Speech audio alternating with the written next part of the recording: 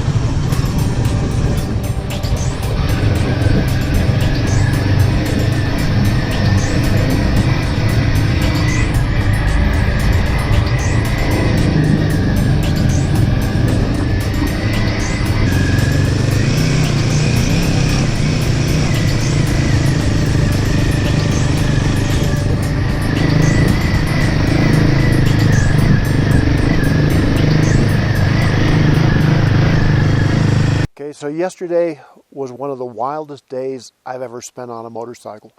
We started off kind of looking up at the Himalayas, and then we rode up and up and up. For the most part, this is a region of the world that I know nothing about. I don't think many people in the U.S. do. Mustang, still very militarized and also very spiritual. There are temples in every little village. It's nothing like any other mountain range in the world. The peaks are like razor blades against the sky. They're very jagged, very sharp, and there's no way it translates to photos. So the riding got a lot more interesting. Of course, way less traffic. Now we're in such a remote region where there isn't much. We got to our hotel pretty late last night after a lot of riding, a lot of fun. I don't know if 5-star ratings would apply or stars at all. And then I think it's going to get even sketchier. It's really weird is they still have Wi-Fi everywhere. That's kind of what's allowed this region to connect with the world. It's all satellite based, I imagine, because there are no power lines going to anything. And you go in to get food in a place and you can hear them firing up the generator. It's going to get a lot more interesting from here. We're going to spend about 3 or 4 days in this region. We've already seen so many amazing things. It's hard to even put into words, but they've promised us it's going to get better. On a side note, feeling the altitude very much right now. Where we stayed last night, 11,000 feet. We got up as high as probably 13,000 feet yesterday. I'm not sure exactly how long we're going to spend above 10,000 feet, but it takes its toll. It's easy to get dehydrated. It's also easy to get winded, of course. But man, it's an experience that it's really hard to put into words.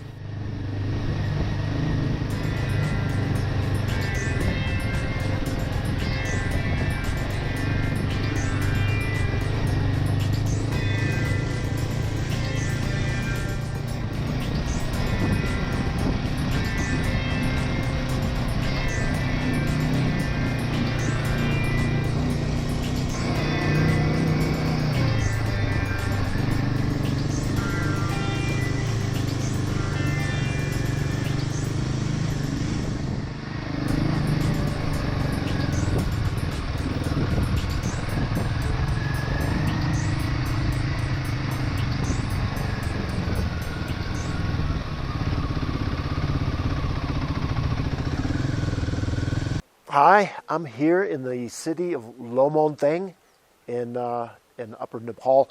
It's one of the wildest places I've ever been in my life.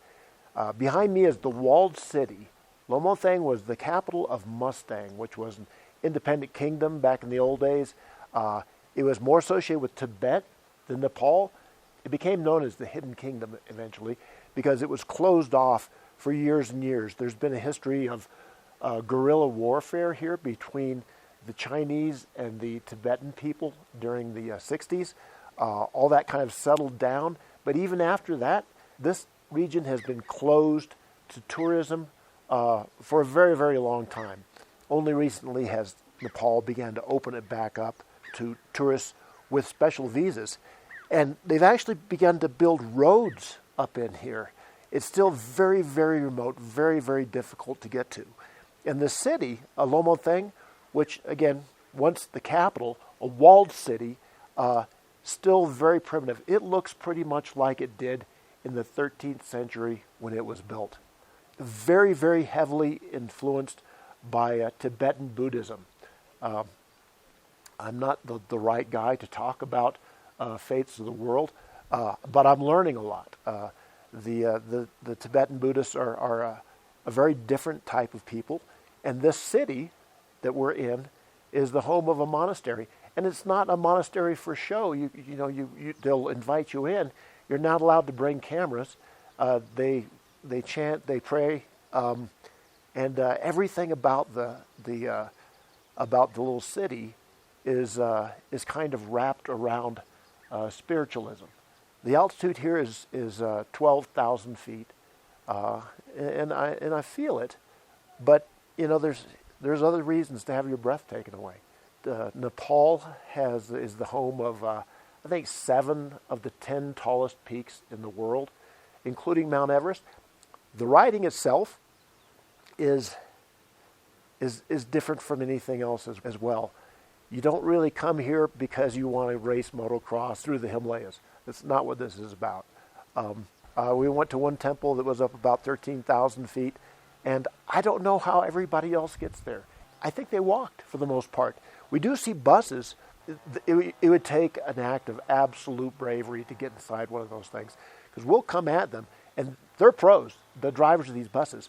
They'll give us like an inch or so on either side, but not much more than that. We're only about halfway through with the trip right now, and there's more to come. Every step of the way, everything I see, everything I do is something I haven't seen before and something I haven't done before. It's been great.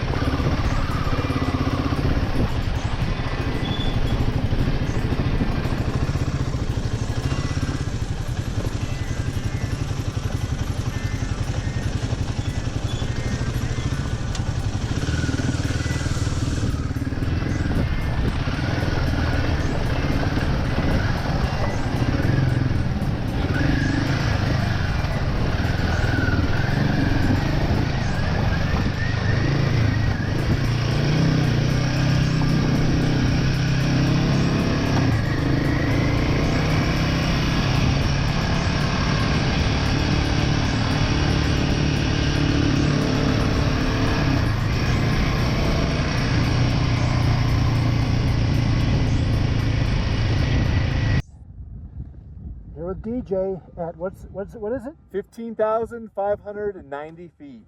And that's feet. All these people talking is meters, and I have no idea what they're talking Around about. 5,000 meters. But I got DJ here to explain feet to me. I think this is the highest point, but Yeah. you never know. I think it's the highest we're going to get. We'll see, though. Who knows? Place is full of surprises. Yeah.